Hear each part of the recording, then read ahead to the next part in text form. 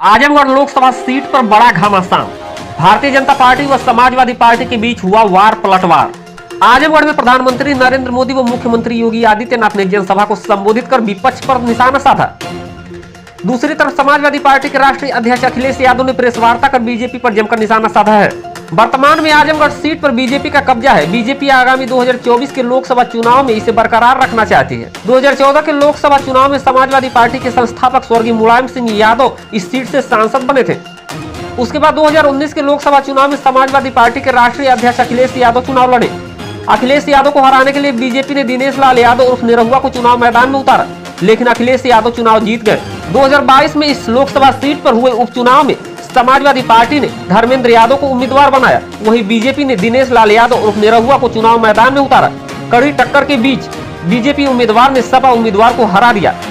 उपचुनाव में हुई जीत के बाद बीजेपी इस सीट पर अपना कब्जा बरकरार रखना चाहती है। आज प्रधानमंत्री नरेंद्र मोदी ने विभिन्न परियोजनाओं का लोकार्पण एवं शिलान्यास किया तथा विपक्ष पर जमकर हमला बोला है।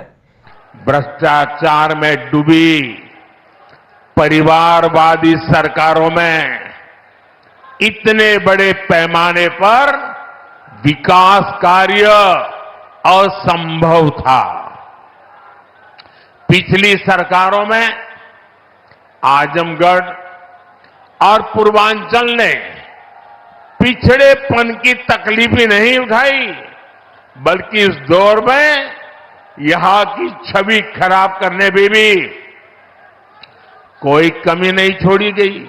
और योगी जी ने अभी बहुत बढ़िया वर्णन किया है, इसमें मैं रिपीट नहीं कर रहा हूं। जिस तरह पहले की सरकारों में यहां आतंक को, बाहुबल को संरक्षण दिया गया, वो पूरे देश ने देखा है।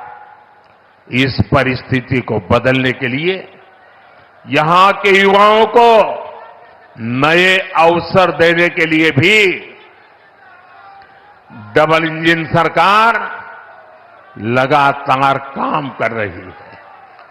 हमारी सरकार में यहां युवाओं के लिए महाराजा सुहेलदेव राज्य विश्वविद्यालय की नींव रखी गई, उसका शुभारंभ भी किया गया। आजमगढ़ मंडल के हमारे युवाओं को लंबे समय से शिक्षा से लिए बनारस, गोरखपुर या प्रयागराज जाना पड़ता था। बच्चों को दूसरे शहर पढ़ने के लिए भेजने पर मां बाप पर जो आर्थिक बोझ पड़ता है, वो भी मैं समझता हूं। अब आजमगढ़ का ये विश्वविद्यालय हमारे युवाओं के लिए उच्च शिक्षा के रास्ते को आसान करेगा। आजमगढ़, महू, गाजीपुर और इसके आसपास के कई जिलों के बच्चे इस यूनिवर्सिटी से शिक्षा ग्रहण करने आ सकेंगे। आप लोग बताइए, ई यूनिवर्सिटी बन जाए से आजमगढ़, मऊ वालन के फायदा होई के ना? कई वर्षों से मांग थी, कई दशकों से मांग थी, आजमगढ़ का अपना एक विश्वविद्यालय भी हो। और आज से 1000 वर्ष पहले अपने शौर्य और पराक्रम से विदेशी हुकूमतों की और विदेशी आक्रांताओं की चूलों को हिलाने वाले महाराजा सुहेलदेव के नाम पर बने विश्वविद्यालय का भी उद्घाटन आज आदरणीय प्रधानमंत्री जी के कर कमलों से होने जा रहा है। आजमगढ़, इससे पहले डबल इंजन की सरकार ने आजमगढ़ में आजमगढ़ की कला को एक नई पहचान देने के लिए हरिहरपुर में एक संगीत महाविद्यालय के कार्यक्रम को आगे बढ़ाया है। तो साथ ही साथ आज आत्मनिर्भर भारत की परिकल्पना को साकार करने के लिए स्थानीय उत्पाद, जिन्हें वन डिस्ट्रिक्ट वन प्रोडक्ट के रूप में पूरे देश के अंदर और पूरी दुनिया के अंदर आदरणीय प्रधानमंत्री जी ने एक पहचान दी है। ब्लैक पॉटरी या फिर मुबारकपुर की रेशमी साड़ी, इन सभी को भी पिछले 7 वर्ष के अंदर आपने देखा होगा एक नई पहचान प्राप्त हो रही है। श्रमिकों के बच्चों के लिए भी जो सुविधा प्राप्त हुई है, अटल आवासीय विद्यालय के माध्यम से आजमगढ़ में वह भी बनकर के तैयार हुआ है।